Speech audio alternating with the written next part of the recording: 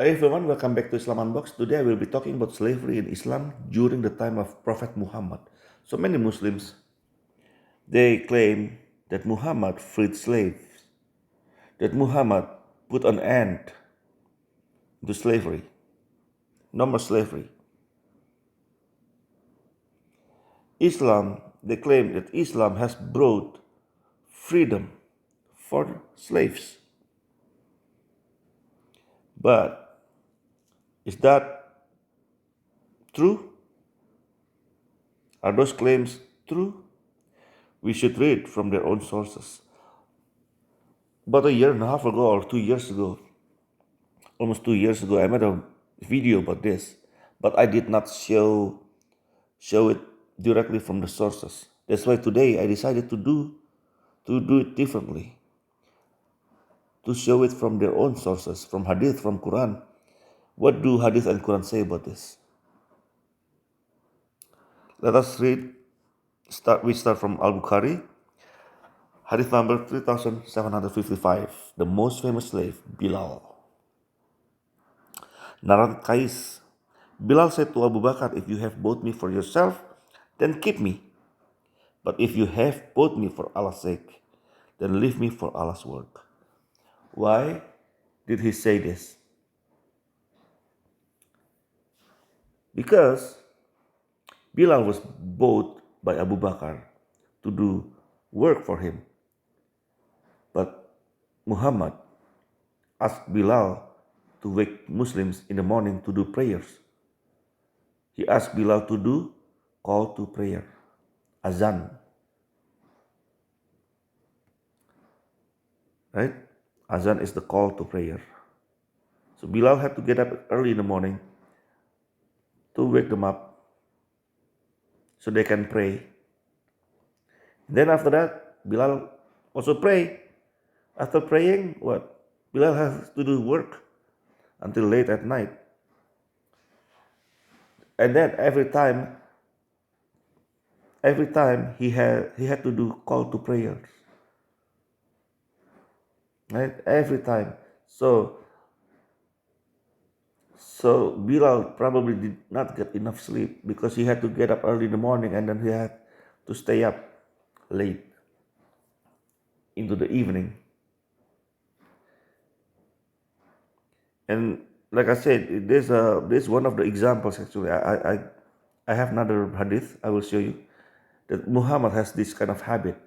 He asked people's slaves to do work for him. So Bilal was owned by Abu Bakar, but Muhammad, you know, because he thinks he's a prophet, right? So it's like for Muhammad, it's like my slaves are my slaves, but your slaves are my slaves too. Let's go to the next hadith. Al Bukhari 448, narrated Sal. Allah's messenger sent someone to a woman, telling her to order her slave carpenter to prepare a wooden pulpit for him to sit on. There you go. A woman who owned a slave was ordered by Muhammad to order her slave to make a wooden pulpit for him. This is another one, right? This is another one. It's like I said, my slaves are my slaves, but your slaves are my slaves too.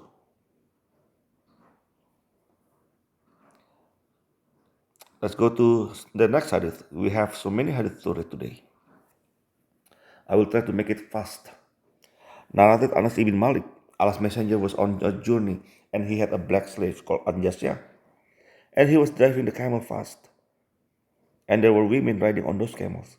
Allah's messenger said, "O Anjasya, drive slowly with the glass vessels."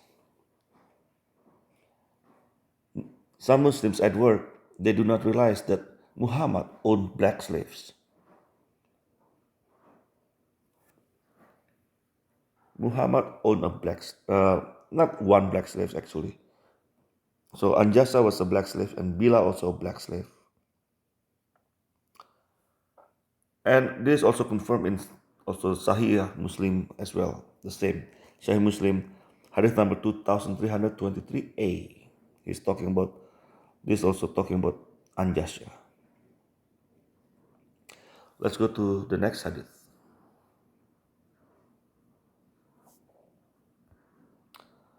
This hadith is from Sunan Abu Dawud 2131.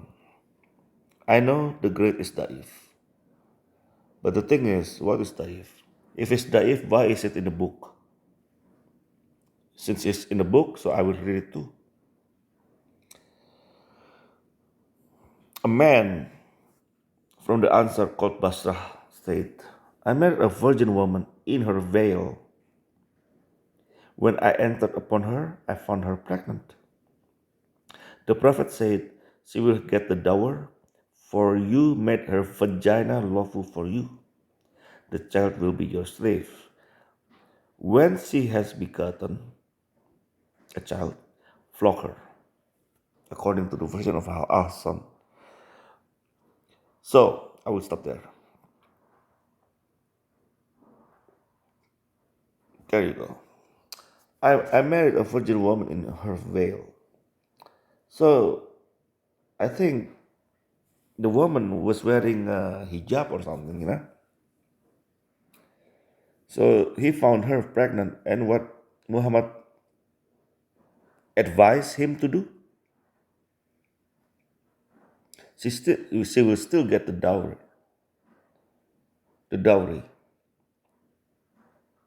But the child will be your slave. After she delivers the child, you have to flog her. I don't know what's the reason. Okay, you married her, and then when you're going to have sex with her, and then you found that she's pregnant already with someone's child,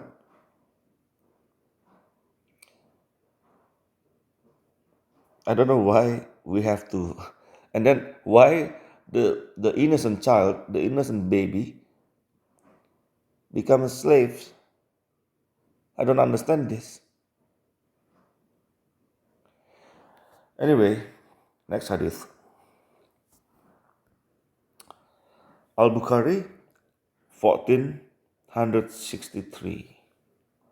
Narrated Abu Hurairah. Allah's Messenger said, there is no zakat either on a horse or a slave belonging to a Muslim. There is no charity. There is no tithe.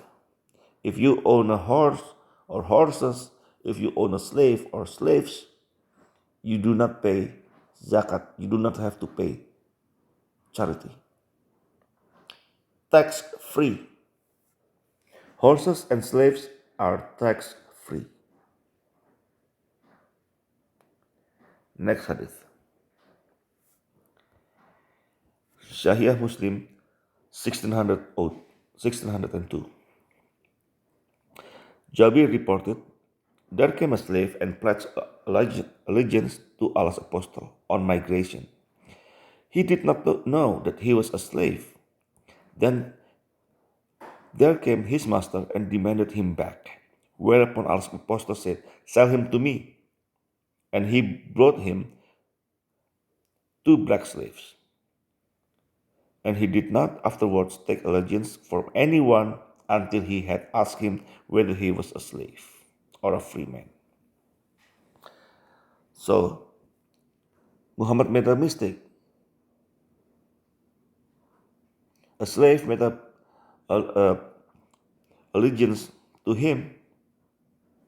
And then his master came. What did Muhammad do? He gave his masters 2 black slaves.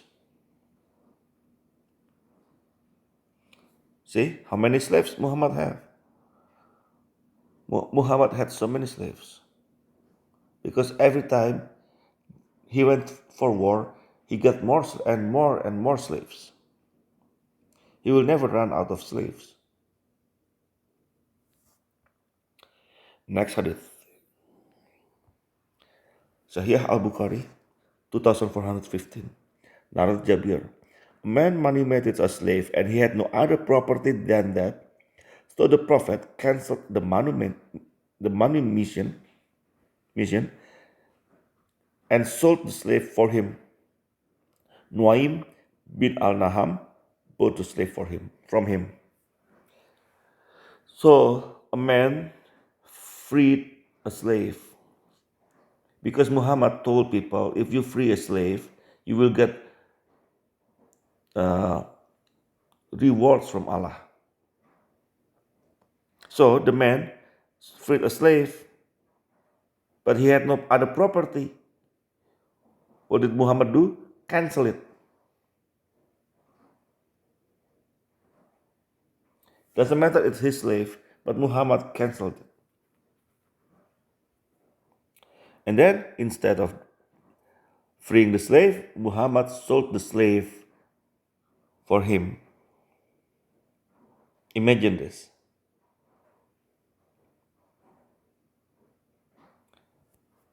This is something else, right? Next hadith. Sahih al-Bukhari, 6904, narrated Abu Hurairah. Two women from the tribe of Hudayl fought with each other, and one of them threw a stone at the other, causing her to have a miscarriage. And Allah's messenger gave his verdict that the killer of the fetus should give a male or female slave as a diya, blood money.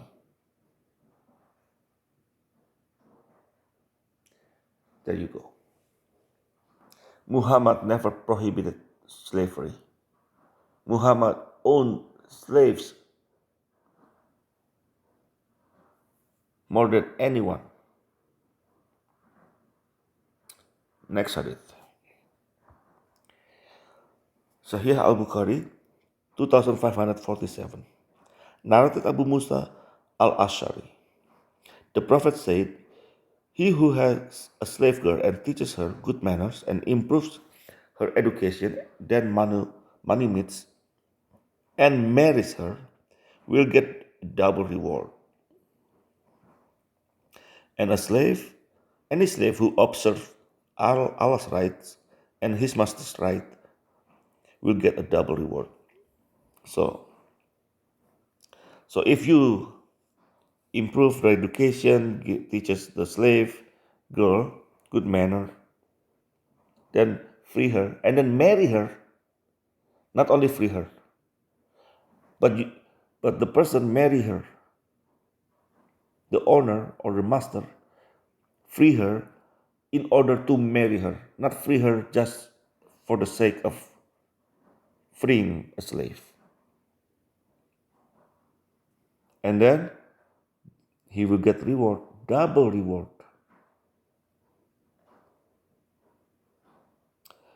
And for the slaves too, if he does follow Allah, the slave will get reward, double reward too. Obeying the master and Allah. Everything in Islam about reward. I said this many times before, and I will keep saying it. Every time, anything they do is all about reward. It's not because for the love of God. It's all about reward. Next hadith.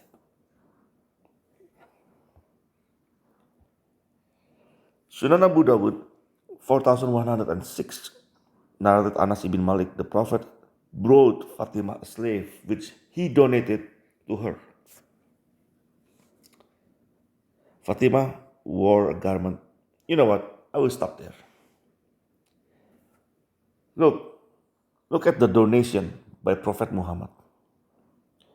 Did he donate money? Nope. Gold? Silver? Nope. Food? Nope. He donated a slave. He owned slaves. He buys slaves. He exchanged slaves. He donated slave. That's Muhammad. And this, the greatest Sahih.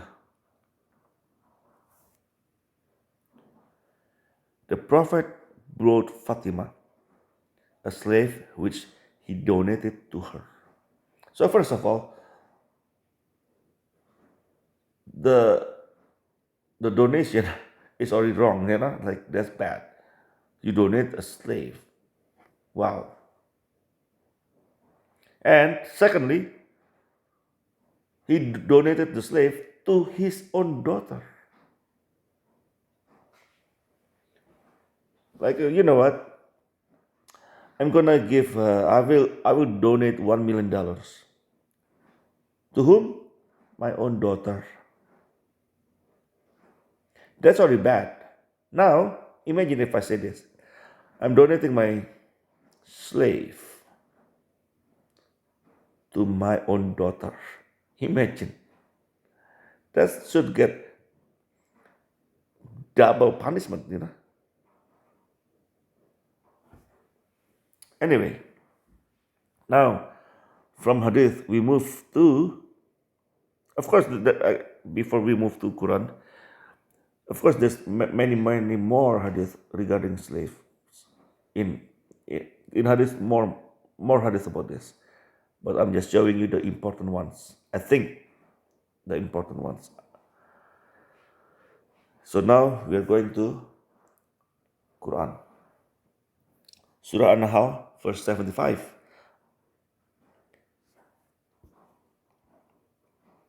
Allah presents an example. A slave owned and unable to do a thing, and he to whom we have provided from us good provision. So he spends from it secretly or publicly. Can they be equal? Praise to Allah, but most of them do not know. The verse is kind of like confusing. So now Allah is saying a slave who is owned and unable to do anything compared to someone who Allah gave provision, good provision. Can they be equal? Yeah, there's a example from Allah. This the like how Jesus always give example, and Allah give examples too. But the example is from Allah usually very bad. It's about a slave and a free man who are not equal. Well, because Allah asked, right? This is not me saying. This is Allah say, can they be equal? Someone who is old, who cannot do anything, and someone who's free and get good provision from Allah are not equal. That's according to Quran. Let's go to the next one. Actually, I'm going to the next Al-Baqarah. Let's read. Surah Al-Baqarah, verse 221. And do not marry a polytheistic women until they believe. And a believing slave woman is better than polytheist. I will stop there. Do not marry polytheistic women until they believe. And a believing slave is better than them. So let's say what Allah is saying here, a slave woman is better than a Hindu. Because Hindu is polytheistic, right? They worship many gods. Allah did not prohibit slaves. And now Allah put the polytheistic people lower than a slave. This is crazy. This is one of the worst verse I ever read. Instead of banning slavery, Allah just talking using slavery as a example that they're better than the Hindus, for example, who believe in many gods. Another crazy one. Now, Surah Nisa, verse 24. And this time I will read the whole thing. And also prohibited to you are all married women except those your right hands possess. This is the decree from Allah upon you. I will stop there. Your right hand possess. Your right hands possess means slaves. So, married women is prohibited except your slaves. So, if your slaves are married, doesn't matter, you can still have sex with her. That's what Allah is saying here. So now we have seen the proofs from Hadith and Quran that Allah, both Allah and Muhammad, did not end slavery. If anything, they didn't actually change anything. And with the battles and the wars, Muhammad went and ordered. Muhammad got so many slaves from all the battles and wars, both male and female slaves. And remember Maria, the slaves from the Copt, who's a Copt. Muhammad had sex with her. And Hafsa was frantic.